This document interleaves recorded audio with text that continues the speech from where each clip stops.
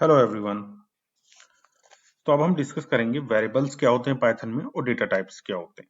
देखिए, वेरिएबल क्या होते हैं, जैसे मैंने यहाँ पे लिया a और a में कोई वैल्यू मैंने असाइन कर दी यहाँ पे 10।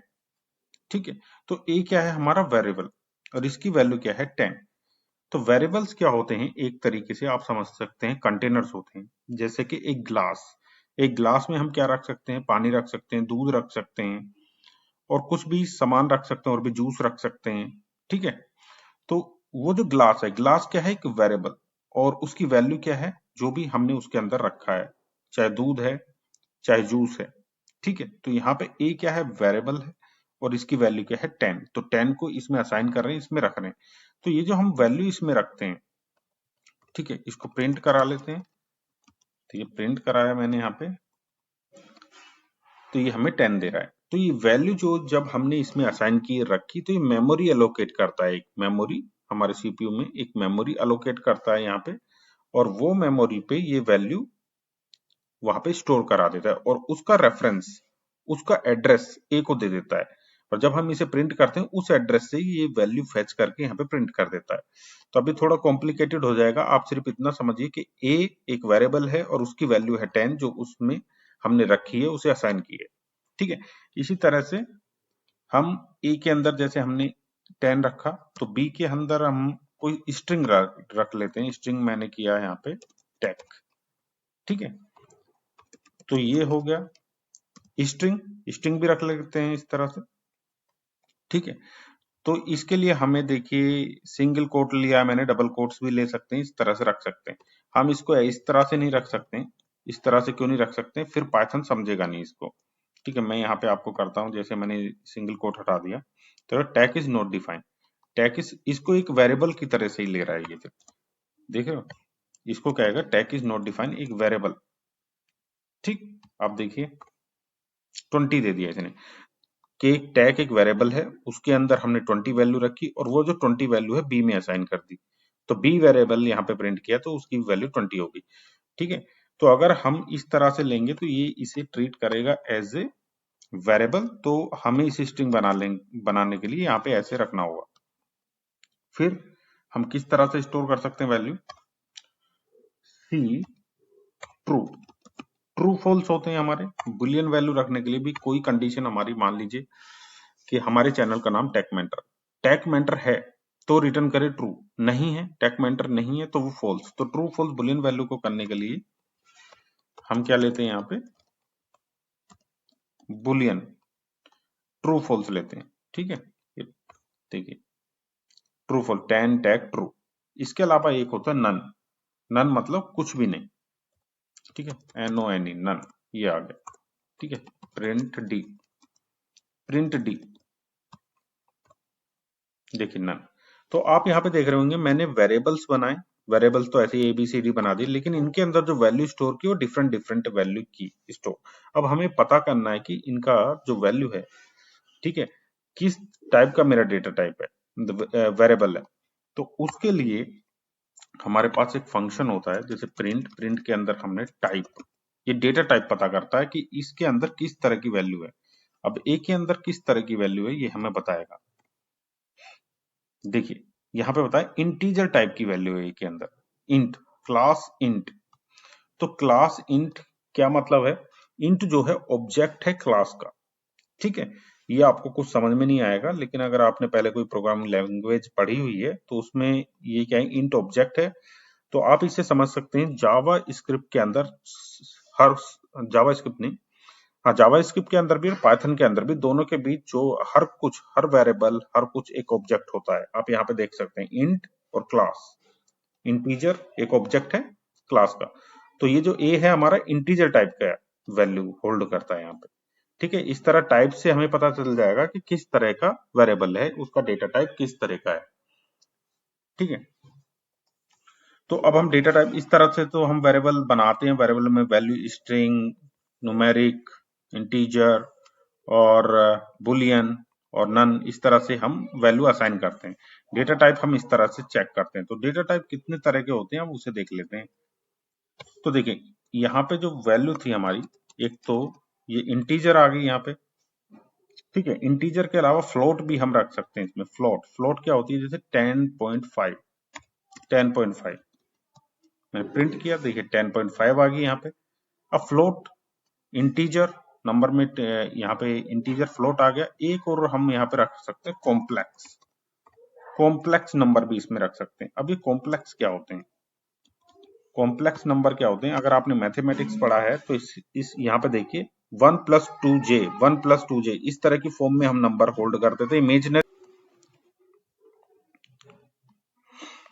तो ये होते हैं हमारे इमेजिनरी नंबर जिन्हें हम कॉम्प्लेक्स फंक्शन से इस तरह से बनाते हैं। ठीक है। तो अब इसके अलावा हमारा आता है स्ट्रिंग। ठीक, तो स्ट्रिंग के लिए हमारा सिंपल मैंने आपको बताया था, इस तरह से हम स्ट्रिंग रख लेते हैं। कोई भी नेम हम लेते हैं जैसे टैग। ठीक है। स्ट्रिंग टाइप का डेटा टाइप होता है प्रिंट ए। ठीक है, ये तो बिल्कुल सिंपल है, इस तरह से स्ट्रिंग में होगा। और अगर हम कोमा इसमें सिंगल क्वाट डबल क्वाट नहीं देंगे तो इसे वेरिएबल ट्रीट कर लेगा, हमें एरर देगा कि नॉट डिफाइंड।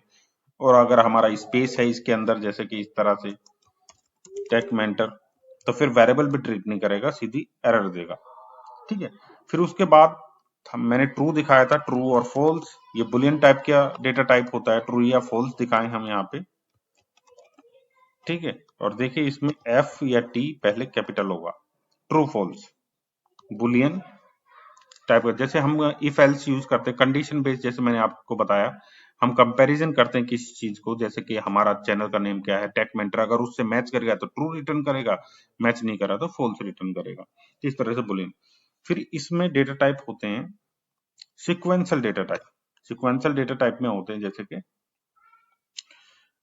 लिस्ट। ठीक है, ये लिस्ट आगे आके डिटेल में मैं इन्हें समझाऊंगा, एक एक वीडियो इन पे बनेगी। इसके बहुत सारे फंक्शन होते हैं, तो अभी इस पे ज्यादा लोड नहीं लेना है, लेकिन बता देता हूँ। इस तरह से लिस्ट बनती है, इसमें हम मल्टीपल टाइप की वैल्यूज रख सकते हैं, मल्टीपल टाइप के डेटाबेस स्टोर कर सकते हैं, नेम, और लिस्ट के अंदर भी लिस्ट हो सकती है। ठीक है, ये अगर मैं इस तरह से हम अरेंज कर सकते हैं, मल्टीपल वैल्यूज हम इसके अंदर रख सकते हैं लिस्ट के अंदर। ठीक है, अब मैं यहाँ पे प्रिंट करता हूं तो देखिए इस तरह से लिस्ट आ गई। और लिस्ट जो है, लिस्ट म्यूटेबल है। म्यूटेबल मतलब इसकी वैल्यू को चेंज किया जा सकता है लिस्ट बनने के बाद भी इसकी वैल्यू अगर मैं यहाँ पे अपडेट करना चाहूँ तो यहाँ पे अपडेट हो जाएगी। ठीक है। इसके बाद सिक्वेंशियल जो डेटा टाइप है उसमें हमारा आता है टपल। अब टपल क्या है, टपल में देखिए टपल 1 मैंने यहाँ पे बनाया, ये जो हमारा ब्रैकेट है ये चेंज हो जाएगा इस तरह से, इस तरह से चेंज हो गया। सेम वैल्यू हम इसमें रख सकते हैं, सेम वैल्यू मैंने इसमें रख ली टपल में। टपल भी आगे डिटेल में डिस्कस करेंगे, काफी मेथड्स इस पे होते हैं, सारे ऑपरेशन करके दिखाएंगे। तो अब ये क्या होता है, ये तो सिमिलर ही लग रहा है, बस ब्रैकेट चेंज है। तो लिस्ट से क्या इसमें डिफरेंस है, इसमें डिफरेंस है कि इसमें हम वैल्यू चेंज नहीं कर सकते। जो एक बार टपल बन गया वो फाइनल बन गया, उसको हम वैल्यू चेंज नहीं कर सकते। ठीक है। अब इसके अलावा हमारे पास होता है एक डिक्शनरी, DICT। डिक्शनरी क्या होता है, डिक्शनरी होता है की वैल्यू पेयर। उसका देखिए ब्रैकेट इस तरह से होता है डिक्शनरी, जैसे नेम कोलन टैग और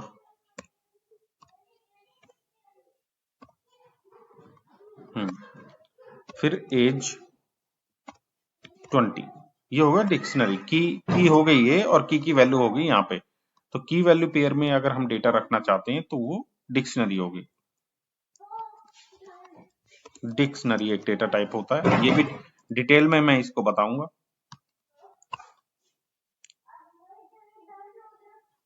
नेम जो मैंने यहाँ पे लिया है,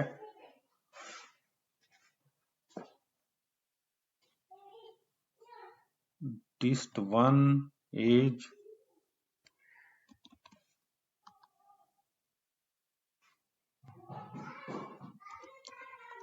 इस तरह से मैं इसको लूंगा, एरर दे रहा है। ठीक है, शायद जावा स्क्रिप्ट की आदत पड़ी है तो इसलिए दिखा रहा है ऐसा। ठीक है, बिल्कुल। तो इस तरह से हम इसको स्ट्रिंग में रखेंगे। ठीक है, वरना एरर दे रहा है यहाँ पे। ठीक है, तो जावास्क्रिप्ट में ऐसा नहीं होता है। जब हम इस तरह ऑब्जेक्ट बनाते हैं डिक्शनरी की तरह से तो वो ले लेता है, तो यहाँ पे पाइथन में हमें स्ट्रिंग में लेना पड़ेगा। ठीक है, तो इसके अलावा डिक्शनरी कौन सा हमारा डेटा टाइप होता है, एक मैप डेटा टाइप होता है हमारा, मैप डेटा टाइप। तो ये थे डेटा टाइप हमारे। ठीक है, तो यहाँ पे हमने समझा कि किस तरह हम वेरिएबल में वैल्यू स्टोर करा सकते हैं और किस तरह से हम डेटा टाइप चेक कर सकते हैं टाइप मेथड की यूज करके। टाइप मेथड मैंने यूज करके दिखाया, और फिर कितने तरह के हमारे यहाँ पे डेटा टाइप्स होते हैं।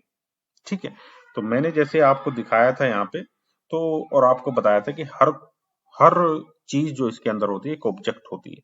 ठीक है, और उसमें मैंने बताया था जैसे इंट जो है क्लास को पॉइंट कर रहा था, उसको आने वाली वीडियो में हम देखेंगे आगे चल के, सब कुछ हम कवर करने वाले हैं। अभी के लिए आप समझिए कि वेरिएबल क्या होता है और डेटा टाइप क्या होता है। ठीक है, आई होप आपको